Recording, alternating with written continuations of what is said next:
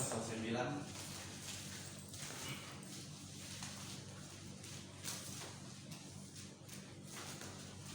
Sudah mendapatkan 1 Korintus 9 ayat 24 sampai 27. Ini sudah mendapatkan, amin. Amin. Baik, saya akan baca ayat yang 24, nanti saudara-saudara baca ayat yang 25 sampai 27, kita akan baca bersama-sama. Namun sebelum itu saya akan membaca perikopnya yang diberikan oleh Lembaga Kitab Indonesia, yaitu hak dan kewajiban rasul. Tidak tahukah kamu bahwa dalam gelanggang pertandingan semua peserta turut berlari, tetapi bahwa hanya satu orang saja yang mendapat hadiah, karena itu ia begitu rupa sehingga kamu memperolehnya. Tiap orang yang turut mengambil bagian dalam pertandingan menguasai dirinya dengan salah. Mereka berdua demikian untuk memperoleh suatu mahkota yang aman, tetapi kita untuk memperoleh suatu mahkota yang baik. Sebab itu aku tidak berlari tanpa tujuan, dan aku bukan petinju yang sembarangan saja memukul. Mari kita baca bersama-sama. Tetapi aku melatih tubuhku dengan bahasa sebelumnya, supaya sudah memberitakan diri kepada orang lain, jangan aku sendiri ditolak. Baik, terima kasih. Di pagi hari ini di dalam pembacaan kita dalam 1 Korintus 9 ayat 24 sampai 27, saya akan memberikan tema yaitu have the right goal. Memiliki tujuan yang benar. Have the right goal, memiliki tujuan yang benar. Baik, di pagi hari ini kenapa saya mengangkat tema memiliki tujuan yang benar? Karena mereka memang manusia itu mempunyai tujuan masing-masing. Tuhan sudah menciptakan manusia untuk tujuannya masing-masing. Tetapi tujuan itu apakah mereka melakukan yang terbaik untuk Tuhan?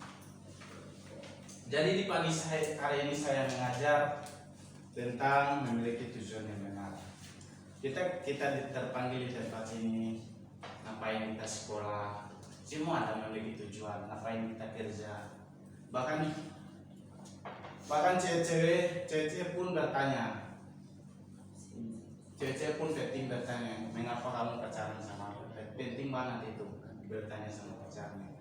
Karena apakah tujuan yang benar atau tidak benar. Jadi di sini dikatakan dalam 1 Korintus 9 ayat 24 sampai 27 itu tentang pertandingan iman. Jadi di pagi hari ini saya mengajar kita bagaimana kita mendapat tujuan yang benar. Jadi ada 3 penghalang dalam tujuan kita, yaitu kepada Tuhan. Ada 3 penghalang, yaitu lazy, kemalasan. Jadi sebesar apa misimu, setinggi jabatanmu, kalau kemalasan menghalang dalam kehidupan terdesak. Yang kedua, inkonsisten. Kalau saudara-saudara tidak konsisten dalam hidup sehari-hari maupun di mana saja saudara-saudara berada, saudara-saudara tidak konsisten, berarti saudara tidak akan bisa mencapai tujuan hidup Anda. Jadi intinya di sini kita harus memiliki konsisten dalam setiap tindakan kita. Yang ketiga, mentality. Orang yang tidak bisa menghadapi masalah, menghadapi tantangan, tidak akan menjadi pemenang. Amin. Amin.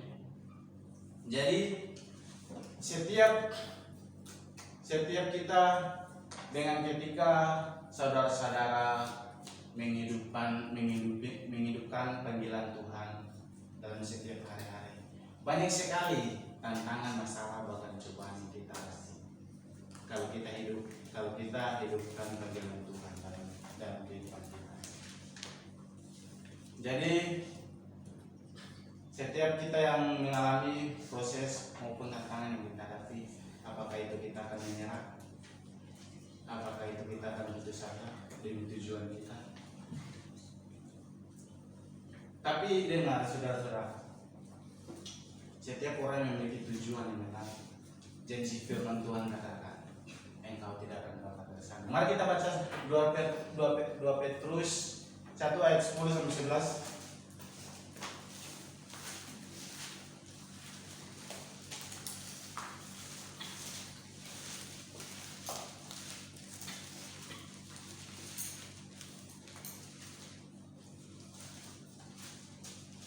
2 Petrus 10 2 Petrus 1 ayat 10 sampai 11. Atau untuk membaca.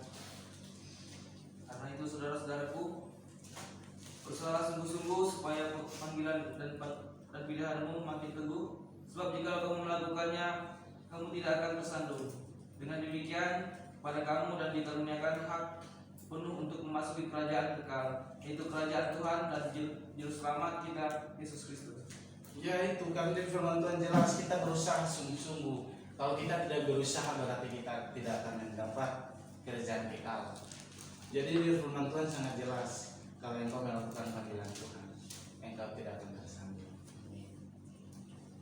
Baik, di pagi hari ini ada 2 hal yang saya mau bagi tentang tujuan kebenaran kita. Yang pertama yaitu semua karena kemurahan Tuhan. Anda yakin nggak bahwa Anda lahir di tempat ini kalau tanpa izin Tuhan? Semua orang yang lahir di dunia ini tanpa izin Tuhan tidak akan ada. Mari kita baca Mazmur 139.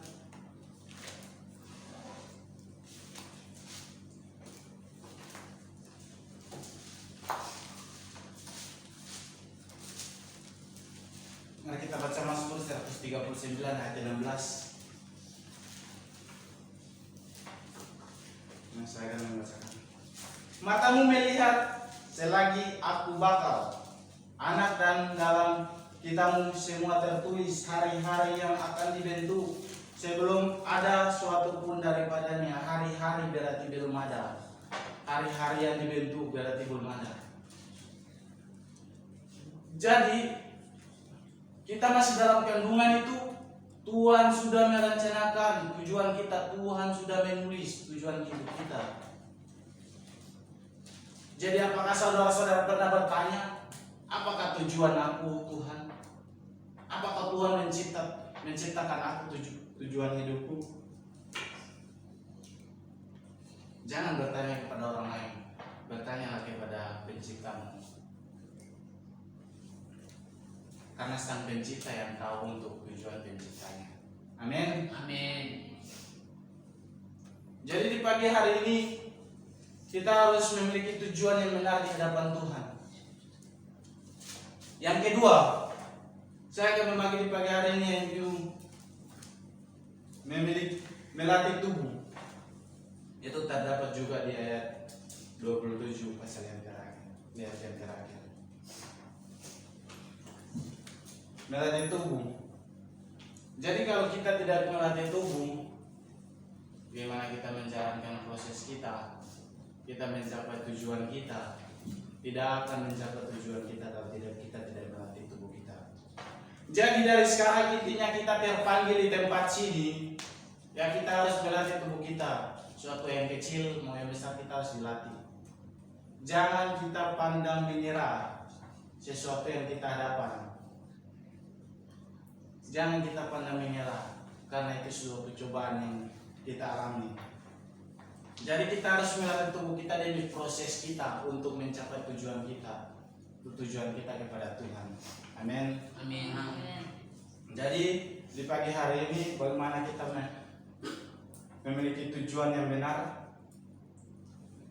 Tuhan minta dalam kehidupan kita yaitu pekerjaan yang baik. Mari kita buka Efesus 2 ayat 10. Bagaimana?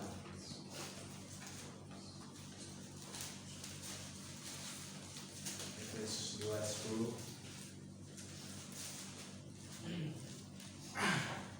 Baik, satu orang untuk membacanya. Efesus 2 ayat 10. Beginilah firman Tuhan, karena kita ini buatan Allah, diciptakan dalam Kristus Yesus untuk melakukan pekerjaan baik yang dipersiapkan Allah sebelumnya. Ia mau supaya kita hidup di dalamnya. Ya, Allah mau kita hidup di dalamnya, kita melakukan pekerjaan baik karena kita ciptaan Allah. Jadi intinya tujuan Tuhan untuk menciptakan kita yaitu kita melakukan pekerjaan baik. Apakah Tuhan menciptakan manusia untuk melakukan pekerjaan jahat? Tidak kan? Tidak. Jadi kita di tempat sini Tuhan menciptakan kita, terpanggil di tempat ini untuk melakukan pekerjaan baik.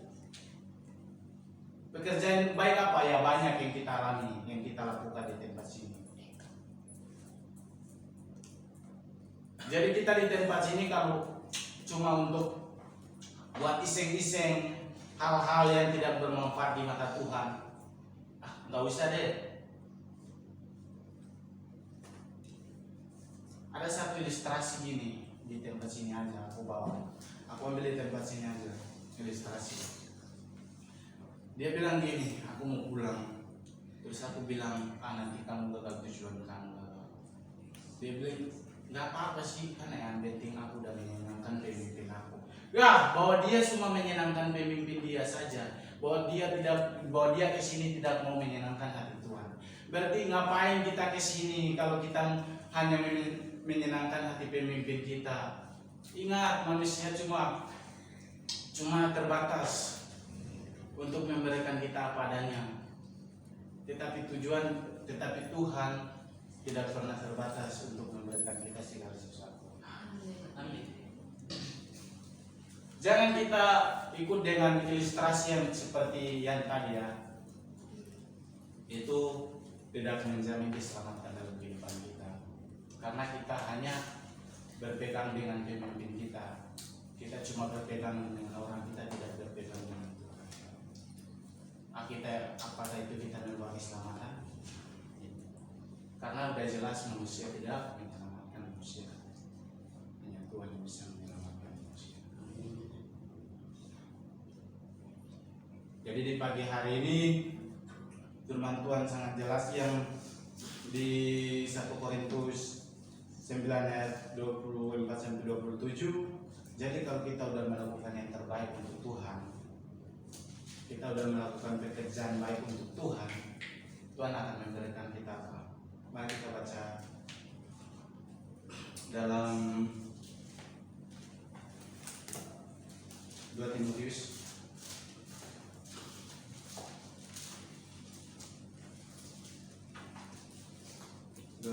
2 ayat yang kelima. Seorang olahragawan hanya dapat memperoleh mahkota. Jadi kita udah melakukan pekerjaan Tuhan, kita akan mendapat mahkota kehidupan. Ayat 26 juga jelas. Kita akan mendapat mahkota abadi kalau kita melakukan pekerjaan baik untuk Tuhan. Karena yang Tuhan mau ciptanya itu untuk melakukan pekerjaan baik. Itu tujuan Tuhan.